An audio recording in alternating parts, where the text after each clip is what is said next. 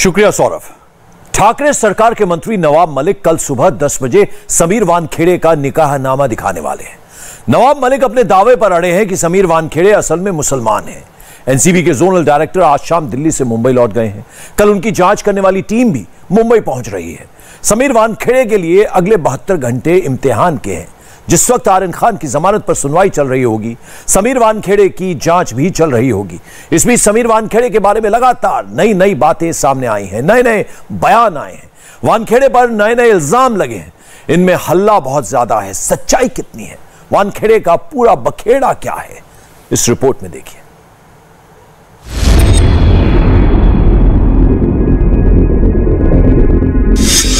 Special 26 Maharashtra के मंत्री ने सुबह सुबह नई फिल्म रिलीज करने का अनाउंसमेंट किया और कैमरा लगाकर बैठ गए। इस फिल्म के राइटर, डायरेक्टर, प्रोड्यूसर और डिस्ट्रीब्यूटर सब नवाब मलिक हैं। उनकी फिल्म में कोई हीरो नहीं है, बस एक विलन है, समीर वानखेड़े, जिनको नवाब मलिक समीर दाऊद वानखेड़े कहते हैं।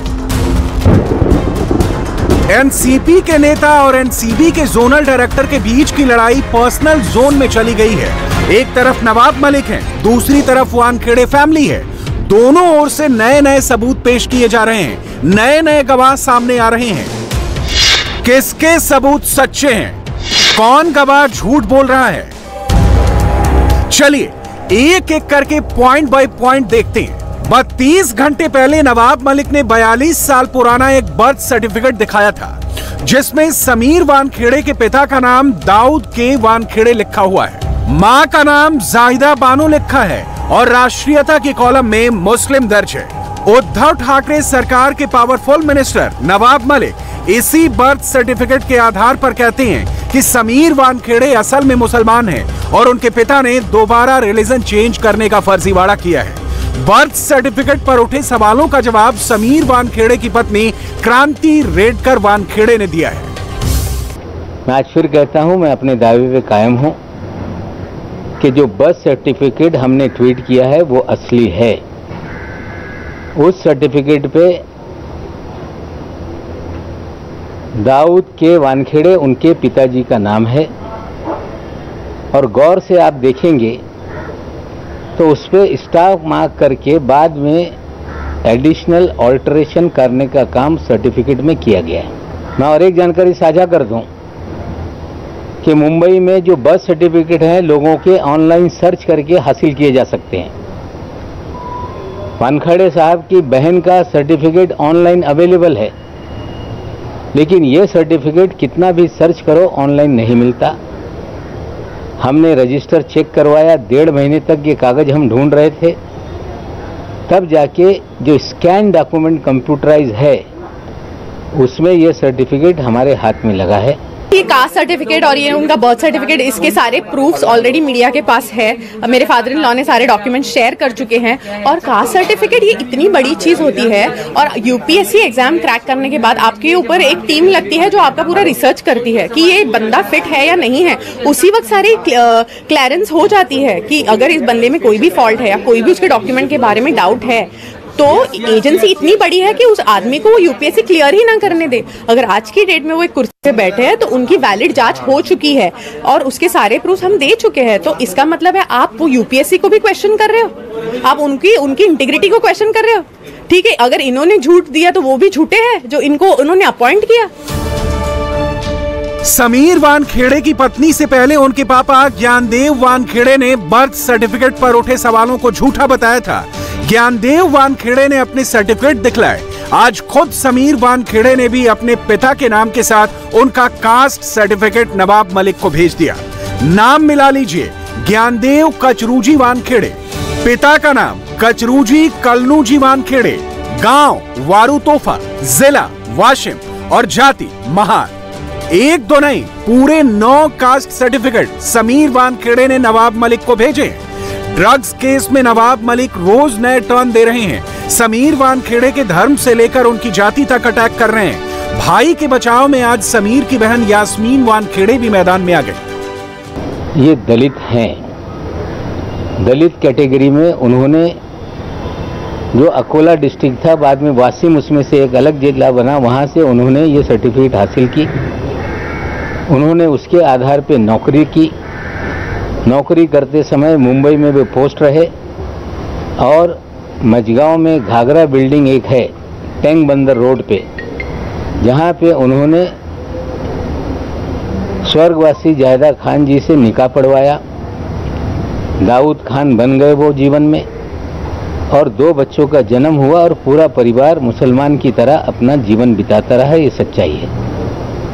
और आफ्टर थॉट करके उन्होंने बाप के सर्टिफिकेट का आधार बनाकर अपना सर्टिफिकेट लिया, जो पूरी तरह से बोगस है। एक गरीब किसी झोपड़ी में दिए के नीचे पढ़ने वाला हो या कोई स्ट्रीट लाइट के नीचे पढ़ने वाला कोई दलित भाई हो, उसका जो अधिकार था इन्होंने छीना है। मेरे डैडी का नाम है, मेरे पिता का नाम है ध्यानदेव कचरूजी वानखेड़े। इसके आगे अब कास्ट सर्टिफिकेट और ये सब चीजें मेरे डैडी ने कल न्यूज में बताई थी। मुझे बहुत बुरा लगा था उनके बारे में जब मैंने बाद में देखा कि आप एक इंसान को क्यों वैलिडेशन दे रहे हो, आप सर्टिफिकेट्स क्यों बता रहे हो, आपको कोर्ट ने पूछा है तो आप बताइए। लेकिन बेचारे जो डैडी है वो काफी एक हार्ट पेशेंट है और हमको उनके ब्लड प्रेशर बहुत हाई है और उनकी तबीयत काफ़ी ख़राब है, तो मैं इसका पुष्टन करना चाहती हूँ। तो उन्होंने अपनी तरफ से बताया, तो उनका ना ये सब झूठे बहुत ही झूठे आरोप लगाए गए हैं। आपको इतना सब पता है तो आप कोर्ट में जाइए। आप इतनी बड़ी कास्ट है, ये सब चीज़ों के बारे में आप बात कर रहे हो तो आपको कोर्ट में जाना चाहिए। वानखेड़े फैमिली दलित है, ये नवाब मलिक भी मानते हैं, लेकिन वो ज्ञानदेव वानखेड़े की शादी के समय धर्म परिवर्तन का आरोप लगाते हैं। नवाब मलिक के मुताबिक ज्ञानदेव वानखेड़े दलित से मुसलमान बने, दाऊद खान बनकर जाहिदा बानो से निकाह किया और फिर रिजर्वेशन का फायदा लेने के लिए दोबारा कन्वर्ट हो गए। मंत्री के पास एक सर्टिफिकेट है, दूसरे डॉक्यूमेंट को ढूंढने का दावा कर रहे हैं। इस आरोप के जवाब में ज्ञानदेव वानखेड़े अपनी मरहूम पत्नी जाहिदा बानो का एफिडेविट दिखाते हैं। एफिडेविट भी आज का नहीं बना है, इस पर दर्ज तारीख देखिए 6 फरवरी 2002 लिखी है।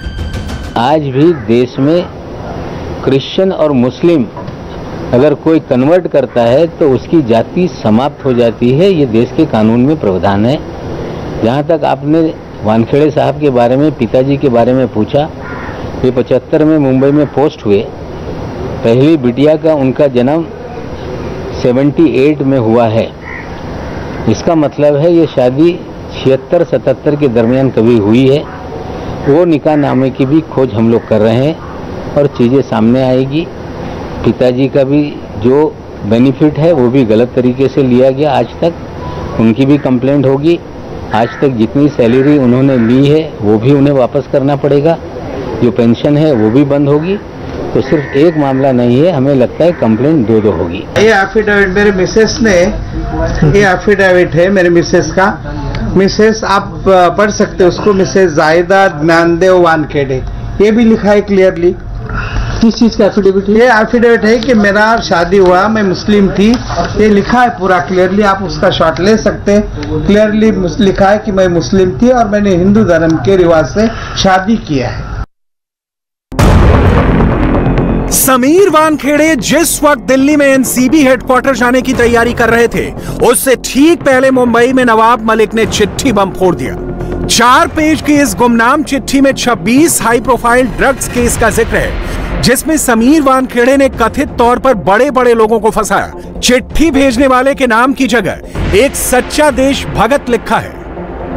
नवाब मलिक का दावा है कि यह चिट्ठी एनसीबी के ही किसी अफसर ने लिखी है, जो डिपार्टमेंट से करप्शन साफ करना चाहता है। महाराष्ट्र के मिनिस्टर ने यह चिट्ठी एक कवर नोट के साथ एनसीबी के डीजी को फॉरवर्ड कर दी है। वो चाहते हैं कि समीर वानखेड़े के खिलाफ चल रही विजिलेंस जांच में ये 26 केस भी रिव्यू किए जाएं। मंत्री के मुताबिक समीर वानखेड़े वसूली गैंग चलाते हैं। समीर वानखेड़े फर्जी केस बनाते हैं, बड़े बड़े लोगों को फंसाकर उगाही करते हैं। मालदीव और दुबई से वसूली करने के आरोप तो औंधे मुंह गिर चुके हैं। नए आरोपों का सच क्या है, अकेले नवाब मलिक को सुनेंगे तो हकीकत का पता नहीं चलेगा। इसलिए समीर वानखेड़े की पत्नी की बात को भी गौर से सुनिए। वो खत किसी एनसीबी के दफ्तर के एक अधिकारी ने अपना नाम गुप्त रखने की शर्त पे वो खत मुझे भेजा है। उसमें किस तरह से दफ्तर में कुछ विशेष अधिकारियों का गिरोह बना हुआ है, फर्जी मामले में लोगों को फंसाया जाता है, पैसे वसूल किए जाते हैं, जो ईमानदार अफसर है उन्हें दरकिनार किया जाता है, और कहीं ना कहीं ये पूरी जानकारी उस लेटर में जो दी गई है 26 मामलों की, हमें लगता है जांच होगी तो निश्चित रूप से और भी बहुत चीजों का खुलासा होगा। मुझे तो ऐसा एक लगता है कि एक बड़ा सा नेक्सस उनके विरोध में काम कर रहा है आज की डेट में, जो ये प्रूव करना चाहता है कुछ भी करके कि समीर वानखेड़े इस जॉब से हट जाए, और वो जब हटेंगे तब डेफिनेटली किसी चीज का फायदा होने वाला है, किसी का फायदा होने वाला है, नंबर एक। और ऐसा है ना कि वो कोई ऐसी एजेंसी में तो काम नहीं कर रहे जहाँ पे उनको करोड़ों पैसे मिलेंगे, वो ड्रग्स की एजेंसी में काम कर रहे हैं और जेन्युइन डॉन्स को उन्होंने पकड़ा हुआ है। आप देखिए उनका ट्रैक रिकॉर्ड, आप देखेंगे सबसे बड़े बड़े बॉम्बे के डॉन्स को आज उन्होंने अंदर डाला हुआ है, तो ये तो मनगढ़ंत नहीं हो सकता ना। उन्होंने ये सारे रेड्स किए हैं तभी तो वो डॉन लोग अंदर बैठे हैं। तो मुझे ऐसा लगता है कि जो भी जनता है वो इन सारी चीजों का थोड़ा रिसर्च करे ये डिसीजन पे आने से पहले कि समीर वानखेड़े दोषी है या नहीं है। और दूसरी बात ये है कि एक इंसान तभी दोषी करार कर दिया जाता है जब वो कोर्ट उसे दोषी तय कर देता है, लेकिन ऐसा कोई भी कंप्लेंट उनके खिलाफ कोर्ट में है नहीं।